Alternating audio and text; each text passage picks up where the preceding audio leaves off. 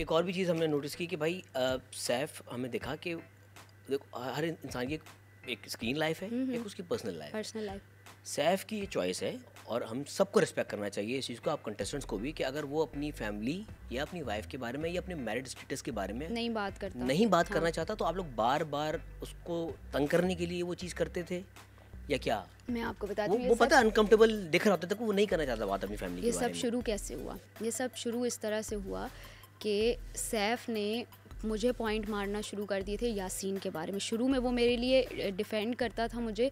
एक दफ़ा काशिफ ने कोई गाना गाया था कि इनके मासूम चेहरे पे ना जाओ, मुझे और यासीन, तो मैंने काशिफ कहा था आइंदा नहीं। क्यों? क्योंकि मैं उस टाइम शुरू के दिन थे ना, तो मैंने कहा यार ये तो कुछ और ही ये लोग, ठीक है। बाद में तो मैं चिल, मैंने कहा करो जो करना है भाई, अवाम भी तो देख रही है कि 1-on-1 में इनका क्या बॉन्ड है, उसमें तो सब नज़र आ जाता। तो मैं ट्रिगर हो गई, मैंने कहा काशिफ ये ऑफ सीन है। तो उसके बाद फिर सैफ ने एक गाना गाया, तो सैफ ने कहा आपकी इजाज़त है? मैंने कहा हाँ आपको इजाज़त है। तो सैफ ने कोई गाना गाया मेरे और यासीन के लिए, बट वो बड़ा रिस्पेक्टफुल था, उसके कोई डबल मीनिंग नहीं हो रहे थे। कट टू, सैफ ने मुझे खुद छेड़ना शुरू कर दिया यासीन के मामले में, ठीक है, ट्रिगर करने के लिहाज से। तो फिर मैं भी आ गई, मैं भी फिर रिदा और सैफ की बातें, कमल और उसकी, ज़ाहिर है मैं जवाब तो दूंगी।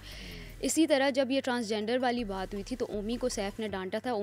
सैफ ने समझा था कि ओमी मेरी नकल उतारे, तो सैफ ने कहा ज़ैनब की आप मेकअप करके ज़ैनब की नकल मत उतारो। एंड कट टू, जब ओमी ने परवीन बाजी किया या कुछ भी, तो सैफ ने कभी भी उसको मना नहीं किया, और उल्टा वो जो वाइपर और वो फूल और वो सारी, तो ये हिपोक्रेसी से मैं वाइपर और फूल वाली बात पे तो सैफ ने खुद भी अपनी गलती को तस्लीम किया और मेरे आगे तो नहीं माना, आपके सामने नहीं माना। बट जब हसन चौधरी आए थे अच्छा कब, तो उन्होंने कहा था कि वो वाइपर वाला जो एक्ट किया था हाँ, बट मुझसे ही नेवर अपोलोजाइज्ड और एनीथिंग।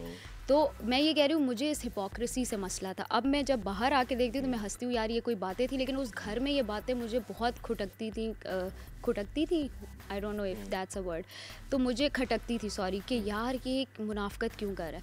तो ये छोटी छोटी चीज़ों की वजह से मैं सैफ से डिस्टेंस रखती थी। ऐसे नहीं था कि मुझे एज अ इंसान नापसंद, तो उसकी बड़ी अच्छी चीज़ें थी मेरे लिए, उसने जो स्टैंड लिया मैंने उसको जाके शुक्रिया अदा किया था कि यार कोई मेरे लिए नहीं बोला, इवन यासीन भी, और आपने मेरे लिए स्टैंड लिया।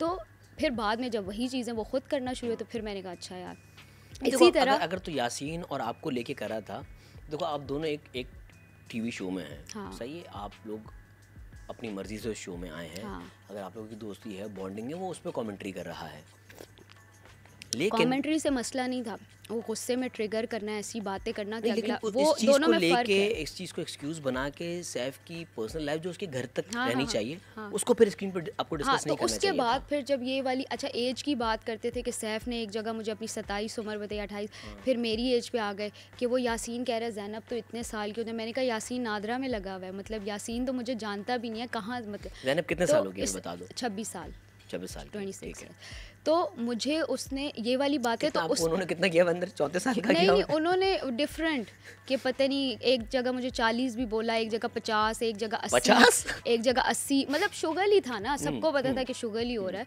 तो उनका तो जिधर लगा। फिर एक जगह कहते हैं 34, मैंने कहा नहीं 2 साल आप अभी भी कम, मैं 36 की हूँ। तो फिर वो शुगर, क्योंकि मैंने ऑन कर लिया, मैंने कहा भाई करो मुझे बुली, जितना करना है। मैं इन चीज़ों से, जब आप, मतलब एक चीज़ आपको अफेक्ट तब करती है कि जब वो हो उस तरह से, तो आई डोंट केयर, करो। फिर उन्होंने रिंकल्स वाली बात भी सैफ ने सबसे पहले की, तो मुझे उम्मी कहता है ये तेरे तो रिंकल्स नहीं है, ये कौन से रिंकल्स इसको। मैंने कहा वो जस्ट बोलने की हद तक कर रहा है, क्योंकि फिर आवाम भी वो वर्ड्स पकड़ती है, फिर वो मीम्स बनती हैं सारी चीज़ें, तो आई न्यू कि वो क्या कर रहा है। तो फिर मैंने भी बोला कि भाई आपके हैं यहाँ पे, तो ये हमारा गिव एंड टेक। फैमिली वाली जो बात थी वो बिल्कुल गलत है कि उनकी फैमिली पे हम लोगों ने जो, वो लव यू ऑल के बाद शुरू हुई थी, जो लव यू ऑल उन्होंने कहा था, उससे पहले सिर्फ जब वो कहते थे आप सैफ ऑब्सेस्ड हो, तो मैं कहती थी मुझे शादीशुदा मर्दों से ऑब्सेशन नहीं, आप मेरे भाई हो, लाला हो, तो इसलिए मैं कहती थी कि आप, कहा था सैफ ऑब्सेस्ड हो? मुझे कहा था सैफ ने ना, अच्छा। कि आप मुझसे ऑब्सेस्ड हो, वो माहम और मुझे दोनों कहते थे। तो मैं कहती थी कि ठीक है अगर भाइयों से, क्योंकि सैफ को हमेशा मैंने भाई, अच्छा एक दिन मैंने भाई बोला तो कहते हैं मैं किसी का भाई नहीं हूँ, और फिर अगली दफ़ा खुद मुझे आ कहते हैं जेल में मेरी बहन मेरी बात सुन, मैंने कहा आप तो कहते हैं आप किसी के भाई नहीं, तो ये हमारी एक चलती रहती थी। तो वो मैंने कमेंट तब किया था कि भाई आप शादीशुदा हो और मुझे आप में कोई इंटरेस्ट नहीं है। अहमर भाई को भी मैं भाई इसीलिए कहती थी कि if I know someone is married, तो एक आप डिस्टेंस खुद ही से रखते हो। तो ये बातें थी। फिर जब उन्होंने लव यू ऑल वाली बात की ना, तो उन दिनों में बहुत चीज़ें बैक एंड फोर्थ चल रही थी, वो हमें कुछ कह रहे थे, कमल वगैरह लव सब। यू ऑल उन्होंने अपने घर वालों को कहा था? उन्होंने अपने घर वालों को कहा Okay. था और हमने उस चीज़ को तो उसके बाद वो शुरू हुआ था।